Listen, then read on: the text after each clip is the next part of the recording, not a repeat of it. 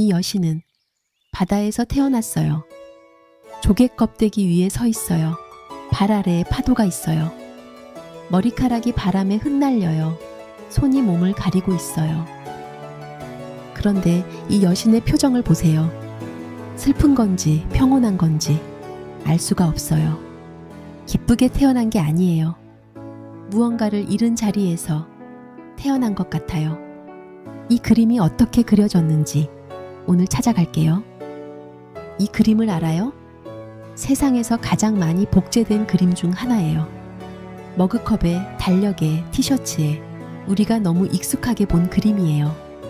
그런데 이 그림이 왜 이렇게 사랑받는지 생각해 본 적 있으세요?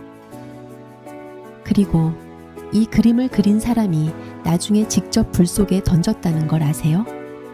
처음 오신 분이라면 구독 눌러두시면 보티첼리의 이야기 계속 함께 할 수 있어요. 오늘은 그 이유를 찾아갈게요. 명화 한 잔 시작할게요.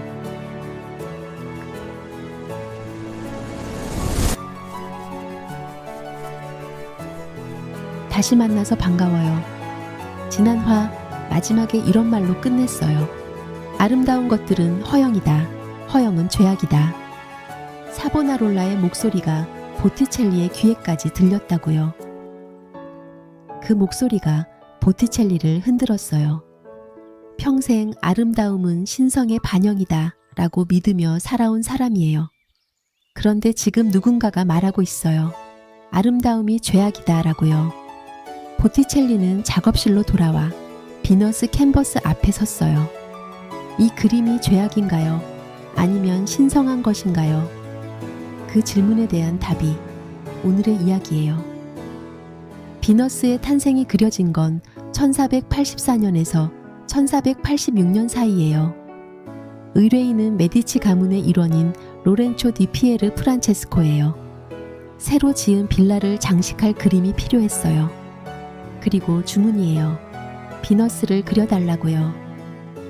당시 피렌체에는 고대 그리스의 비너스 조각이 전해지고 있었어요. 메디치 가문이 수집한 거예요. 사람들이 그 조각 앞에서 넋을 잃었어요. 보티첼리는 그 조각을 본 적이 있었을 거예요. 그리고 생각했을 거예요. 이걸 그림으로 옮기면 어떨까? 붓을 들었어요. 캔버스 위에 바다를 그렸어요. 비너스가 어떻게 태어났는지 그리스 신화로 먼저 가볼게요. 하늘의 신 우라노스가 있었어요. 그런데 그의 아들 크로노스가 반란을 일으켰어요. 크로노스가 우라노스를 공격했어요. 상처에서 피가 흘렀고 그 피가 바다에 떨어졌어요. 피와 바다가 만나 거품이 됐어요. 그리고 그 거품 속에서 비너스가 태어났어요. 폭력의 자리에서, 상처의 자리에서, 피가 흐른 바다에서 아름다움의 여신이 태어난 거예요. 이게 보티첼리가 그린 순간이에요. 탄생이지만 그 뒤에 상처가 있는 탄생이에요. 비너스를 그린 화가는 보티첼리가 처음이 아니에요. 수많은 화가들이 비너스를 그렸어요. 그런데 대부분은 눕혀요. 육감적으로 표현해요. 아름다움을 과시하게 해요. 보티첼리는 달랐어요. 세웠어요. 몸을 가리게 했어요. 그리고 슬픈 표정을 줬어요. 왜였을까요? 보티첼리에게 비너스는 과시되는 존재가 아니었어요. 갓 태어난 존재예요. 처음 바람을 맞는 존재예요. 아직 이 세상이 어떤 곳인지 모르는 존재예요. 그 첫 순간을 그렸어요. 그림 안의 인물들을 소개할게요. 왼쪽에 두 명이 있어요. 남자가 제피로스예요. 봄바람의 신이에요. 1편의 프리마베레도 나왔죠. 그 옆에 붙어있는 여자는 아우라예요.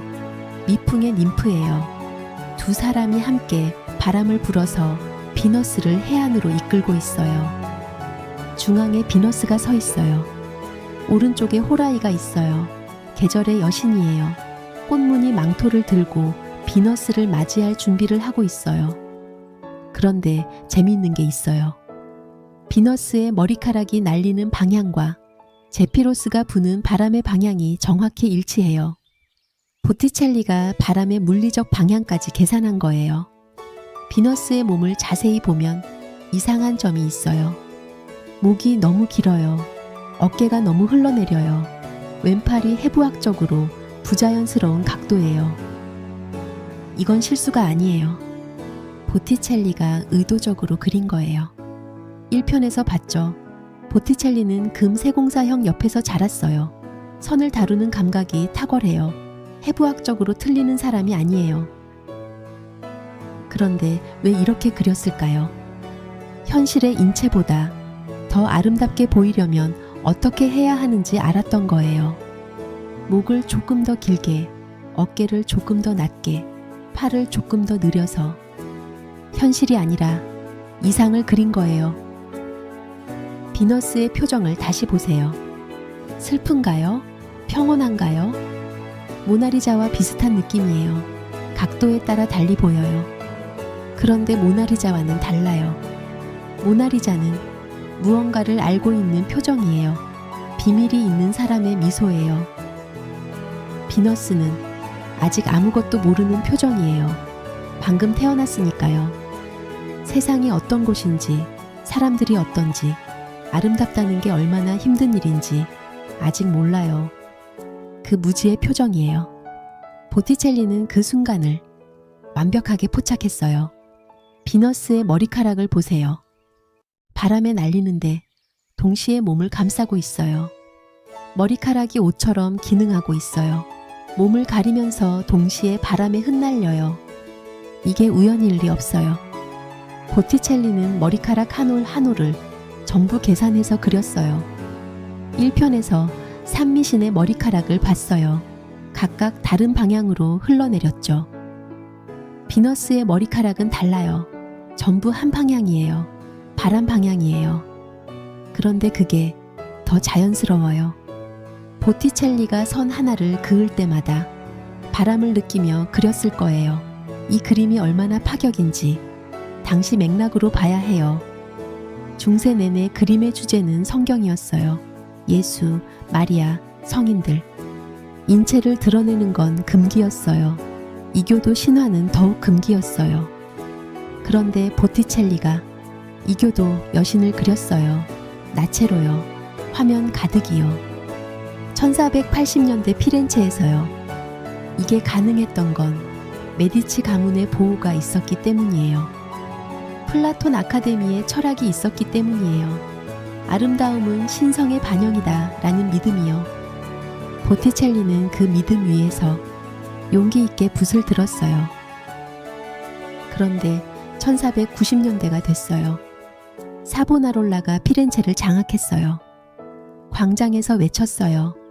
허영의 불꽃을 피워라. 아름다운 것들을 불태워라. 사람들이 호응했어요. 그림을, 거울을, 책을, 화장품을 광장으로 가져와 불에 던졌어요. 그 소리가 보티첼리의 작업실까지 들렸어요. 보티첼리는 비너스 앞에 앉아 있었어요. 손에는 붓이 있었어요. 그런데 캔버스에 닿지 않았어요. 아름다움은 신성의 반영이다 라고 믿었던 사람이에요. 그런데 지금 세상은 아름다움은 죄악이다 라고 말하고 있어요. 누가 옳은 걸까요? 기억하세요? 비너스가 어떻게 태어났는지요. 폭력의 자리에서요. 상처의 자리에서요. 피가 흐른 바다에서요. 보티첼리는 그걸 알고 있었어요. 아름다움이란 아무것도 없는 자리에서 피어나는 게 아니에요. 무언가 잃고 난 뒤에, 무언가 부서지고 난 뒤에 그 자리에서 피어나는 거예요. 혹시 지금 뭔가를 잃은 자리에 있으세요? 관계가 무너졌거나 믿었던 게 흔들리거나 익숙했던 게 사라졌거나 그 자리가 비너스가 태어난 바다예요. 상처받은 자리에서 아름다움이 태어나요. 보티첼리는 이 그림을 그리면서 무엇을 생각했을까요? 어쩌면 자기 자신이었을 거예요. 가난한 집에서 태어나 형의 공방에서 자라 스승을 만나고 후원자를 만나고 피렌체의 빛이 된 사람. 그 과정이 쉽지 않았을 거예요. 그런데 그 모든 자리에서 그림이 피어났어요. 다음 시간엔 보티첼리가 가장 큰 시험 앞에 서는 순간으로 가요. 사보나롤라의 목소리가 더 커졌어요. 그리고 보티첼리는 선택의 기로에 섰어요. 오늘 하루는 어떠셨나요? 무언가를 잃은 자리에 있는 날이었나요? 괜찮아요. 비너스도 그런 자리에서 태어났으니까요. 상처받은 자리가 끝이 아니에요.